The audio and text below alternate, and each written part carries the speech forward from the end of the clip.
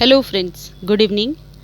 You might be more used to seeing at growing ferns outdoors, but many of them also make beautiful houseplants.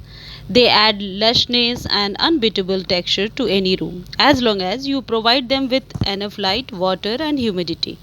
If you are not sure where to start, try an easier species such as Boston fern that can take a bit of neglect. Once you get the hang of growing these plants in your home, you might even try taking on more freaky ones like maidenhairs, which demand consistent moisture and high humidity. Use these tips to successfully grow fern indoors. And the first tip is give ferns plenty of indirect light. Most ferns prefer indirect light, which means you should avoid placing them where sunlight will hit them. In indirect sun, fronds can get burned, resulting in a dry, crispy plant. Usually, a north or east facing window provides the right amount of light for fronds.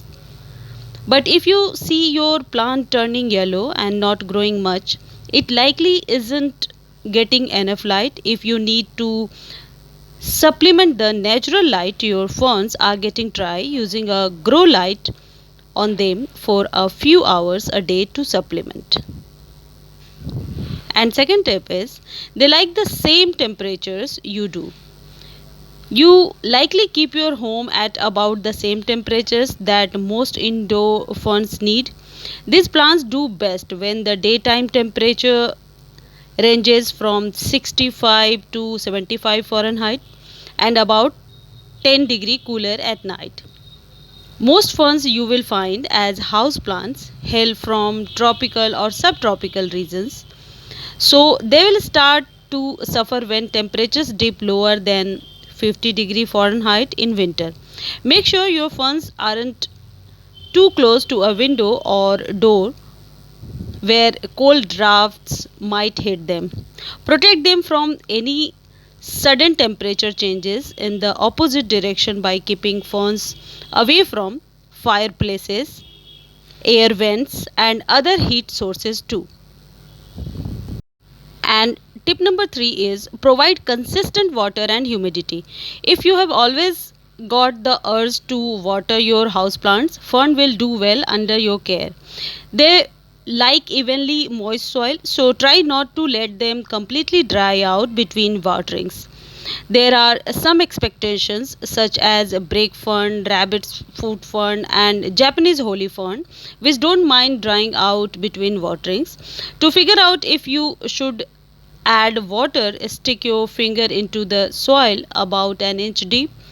If it's dry, give your fern a drink, and if it's still damp, wait a couple more days.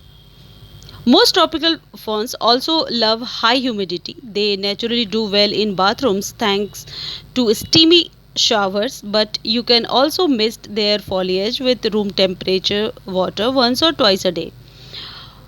Or invest in a humidifier to increase the humidity in the whole room if the air tends to get really dry in your home. And fourth tip is feed on a schedule. A little fertilizer once in a while will help your ferns keep up their green good looks. You can add a slow release fertilizer or use a liquid houseplant fertilizer at about half strength about once a month from early spring to mid autumn. Don't fertilize them during the winter months because most ferns won't be actively growing then. And tip number 5 is repot overgrown ferns. Depending on their growth, ferns may need to be divided and repotted every couple of years. A good sign that your ferns has outgrown its container if you can see roots emerging through the drainage hole, or if the plant is slightly elevated out of the soil, and if you notice that your fern is not growing as quickly as it used to.